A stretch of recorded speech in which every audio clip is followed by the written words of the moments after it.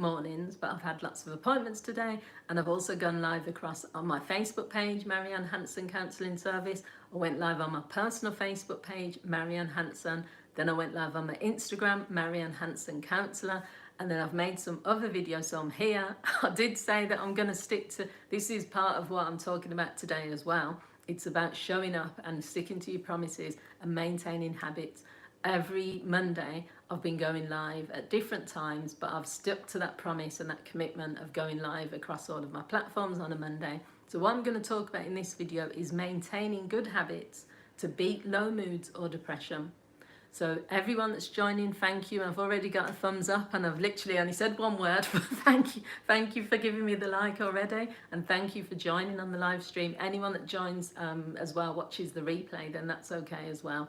So most people, when they're struggling with low moods or depression, they will say to themselves, oh, I'm not in the mood today, you know, I'm struggling with my moods, and therefore I'm going to just scrap everything that I would normally do. They don't even always consciously say that, but they effectively do that because they end up just saying, this is going to be a bad day, I've woke up in a bad mood, so therefore I'm just going to use this day as a wipeout. I'm not going to go to yoga, I'm not going to go for a walk, I'm not going to go to the gym, I'm not going to eat any food, the food that I normally eat.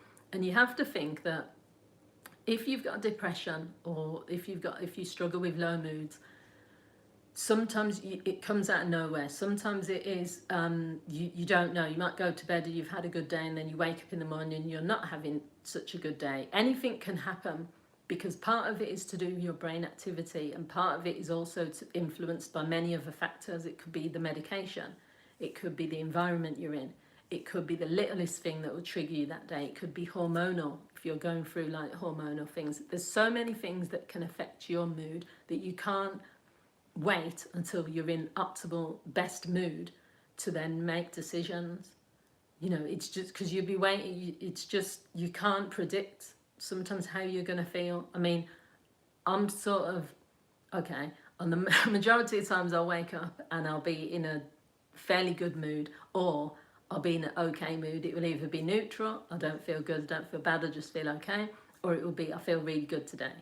It's not to do with anything that's happening in my life, it will just be to do with just how I feel. So what you have to think about is, if you want to put habits in place, you have to maintain those habits, and the reason you're doing that, you have to give yourself enough of a why. Why am I doing this?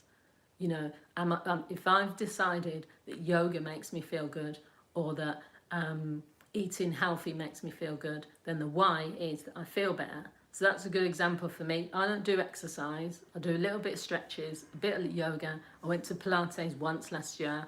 I've never joined a gym. But when it comes to eating, a majority of the time I will buy, like, especially drinks and things, I'll buy like healthy drinks. I will eat lots of fruit as much as possible, and I will buy quality food. When the times where, I mean, I haven't eaten white bread in years, and the times where I have eaten things which are not that good, there's always been a consequence. So one of my habits is just telling myself I'd rather spend more money and buy less food, but if it's quality like food, then I'd rather do that, because it has an impact on me, like when I'm eating like rubbish. So your first thing to do when you're considering maintaining habits that will help you beat low moods and depression is to keep track of your thoughts, your feelings and your emotions. Now you can do this either through journaling. You know, journaling doesn't have to be structured. It doesn't mean you have to do journaling every day at 9 o'clock in the morning or every night before you go to bed. Some people advise that, but to me, journaling is a way for people who are not used to journaling or think it's like, oh, it's too much trouble. View journaling as a way of gathering information. So if you're writing down your thoughts and feelings every single day, or even if you're holding that in your head, how do I feel today? How am I thinking? What are my thoughts today? You're gathering evidence of patterns. So what that then means is you can understand yourself more. You can say, well, every Friday I've noticed that I'm staying up late. Now, is that because of this reason? Or every Monday morning I've noticed that my moods are lower. Now, is that because it's the first day back at work, or is it because I'm not working, or is it because of this or that? So when you're journaling your thoughts and your feelings, you get a pattern. So that is a good way, really, to try and beat your low moods and depression, because you're understanding your low moods and depression. And the first way of beating something is to get enough information to understand it. So that's the first thing, is keeping track. The second thing is to develop mental toughness and resilience. So there's a book called The Mental Toughness Handbook, which I've mentioned before on here, and it's also, I've done a book review about it, I think last year. So mental toughness is not about being strong and pretending that you're not upset by anything. It's not about not being emotional. People hear mental toughness and they think, you know, the SAS, the army, being a superhero. That's not the mental toughness or resilience when I'm talking about it. I'm talking about resilience, meaning that you build enough resilience so that you bounce back from things in a better way, so that it then helps you as a person. Because there are so many things which we can't control. There are so many things that are going to happen which are going to set us back. So if you're already prepared mentally by saying to yourself, every year I start the year and I say there's something that's going to happen this year that's probably going to knock me back. You know, everyone saw the videos and they've seen the videos of, like, you know, my worst year, without a doubt, in my whole life was in 2019 when my sister died. Now, during that year, I wasn't expecting that to happen. And that is still the worst year of my life up to this point. Now, I'm not even going to say resilience, because it's not resilience, it's like grieving and that sort of thing. But I could be in a position now, or even the year after, 2020, 2021, I could have been where I've just not been able to work, where I couldn't continue to be a counsellor, where my whole life changed to the point where I couldn't bounce back at all from it. And there are some things that hit us in life where we probably never ever bounce back from completely. That's not what I was trying to say with mental toughness. It's saying, I'm just going to build this thing where I know myself so much, where I have enough internal resources, where I understand myself so much that whether I lose my job, whether there is a bereavement, which that's part of life, that you're going to lose people close to you.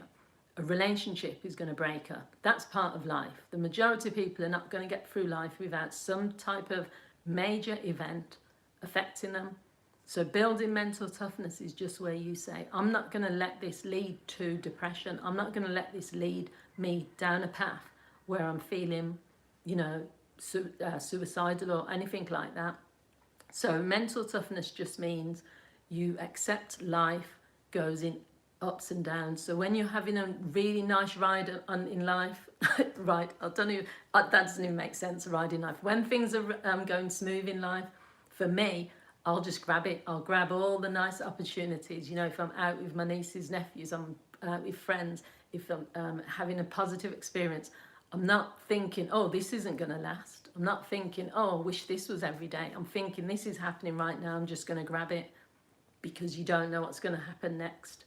So mental toughness, I'd recommend the book, Extreme Hard Games. So I recommend the book, The Mental Toughness Handbook. There's some absolutely brilliant chapters in there. It gives you some tips of obstacles that get in your way when you're trying to beat depression, and it also gives you some tricks in there. So the fourth thing is consistency and maintenance.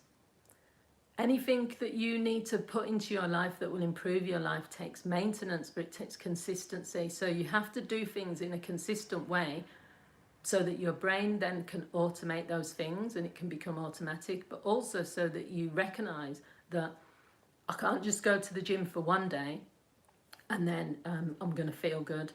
You have to go consistently, and it's the same as with your brain, it's the same as with your mental health.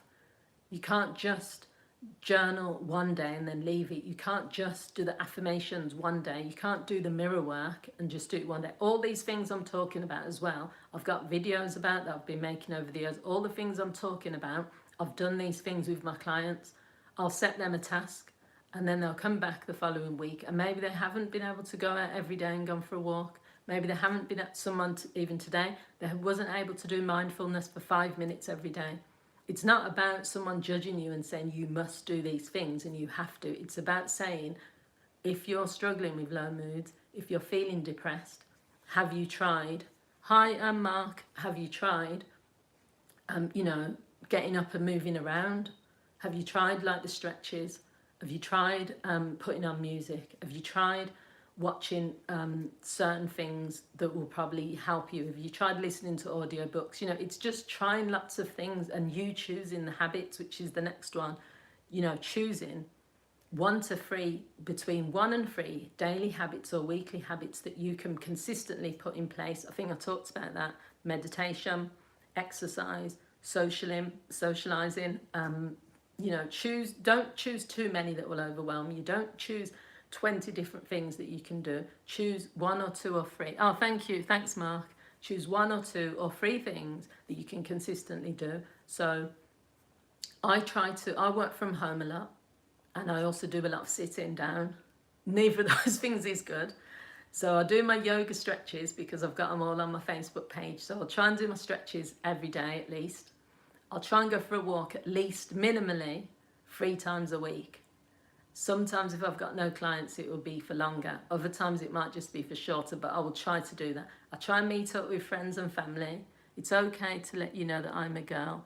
Oh, okay. So it's just got Mark on there, but yeah, I get you. It doesn't matter to me if it's if you're a girl or a man. I'm fine. Thank you for the compliment anyway. So it's putting in habits that you know are going to be 1 that you can be consistent with, and 2 that are going to benefit you.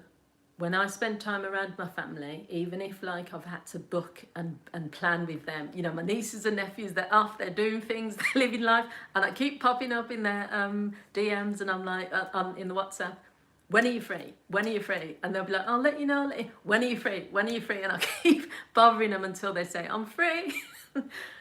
They know that I'm like that. That's the auntie that I am, but that's because it's important for me to spend time with them because I get something out of it. But at the same time, they know that I'm busy as well. So I think it is that thing of, you know, consistent habits, putting them in place and maintaining them. So the next one is taking action even when you don't feel like it.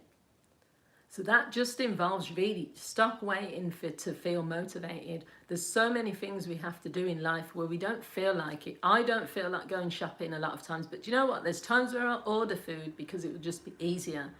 But I really don't like ordering food because it always comes where it's close to the out of date or whatever. What's that? I don't know what it's called. Out of use date. Use by date is always low. And 2, they always come with replacements. And sometimes they don't bring the things you want. So I've just decided there's times where I will just get in the car and drive to like the supermarket, and because the places around by me don't have the food I want, I will just do that. I don't want to do that sometimes. I don't also want to do housework sometimes, but well, actually I don't mind doing housework, so that's another one. But there are things we all don't want to do sometimes. So instead of waiting till you feel like doing something or till you're motivated or until someone tells you to, just get into the habit of taking action even when you're not comfortable taking action. Get out of your comfort zone. Think to yourself, what are 3 things that I'll get from this, or what's 1 thing? If I go on a short break, I'll know that I'm going to feel, even if sometimes I've travelled to places that might take me 2 hours to drive to, and I've stayed 1 night. And the 1 night that I've stayed, in fact, the Lake District I drove, it took me 3 hours, and also Devon, it took me 4.5 hours. I stayed 2 nights in those places and then had to come back to Birmingham. And you said your dad made you do okay, your dad made the channel. So what I got from it was worth the drive. So the 4 hours to get there, 4.5, and the 4.5 hours to get back just for 2 nights somewhere, so that's 9 hours of driving, was worth it.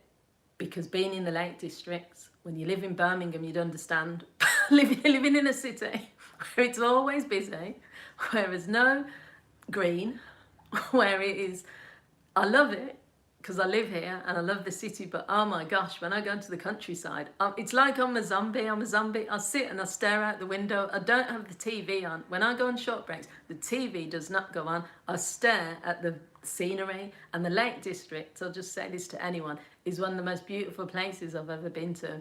I can't wait to go to the Scottish Highlands soon because I just can't wait for that as well. So it is about, you know, taking action even when you don't feel like it. Being accountable.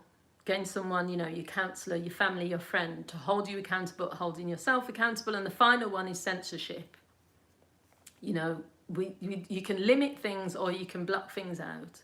And that means that if social media, scrolling through Instagram is making you feel unhappy, then don't either reduce it or stop doing it. If watching the news, just because everyone else says to you, oh, you're ignorant if you don't watch the news, forget what other people say. If you know watching the news constantly makes you feel sad, I'm fine, thank you, awesome, I'm fine, thanks for asking, then don't do it. If you know being around your nagging mum or your brother who gets on your nerves or the person who's constantly winding you up, you don't have to do any of those things. So censorship means that you take control and you say, oh, thank you, awesome, thanks for subbing to my channel, appreciate it. You take control of your life and you censor the things that are not giving you the energy that you want. You censor the things that are bringing you down. If you put all these things into place, and I'll put them in the description underneath so that you've got them to hand. If you put one of these things, or at least all of these things into place, your life will change, because you will be able to say, I'm going to develop all of these habits. And then, do I need a moderator? No, I'm okay. I don't think there's not enough. I don't get any bad comments, to be fair. Awesome. And also, there's not like loads of hundreds of thousands of people on my live stream, but I appreciate you for asking. So yeah, just see how you get on. And I'd love to hear from people in the comments. Let me know what you think. And I really appreciate everyone that has stopped by to join me on this live stream. I'll be live every Monday. It will be at different times, but I really appreciate you for joining. Thanks, Awesome, and Mark, and everyone that joined. Appreciate it. Take care and have a good day. Bye.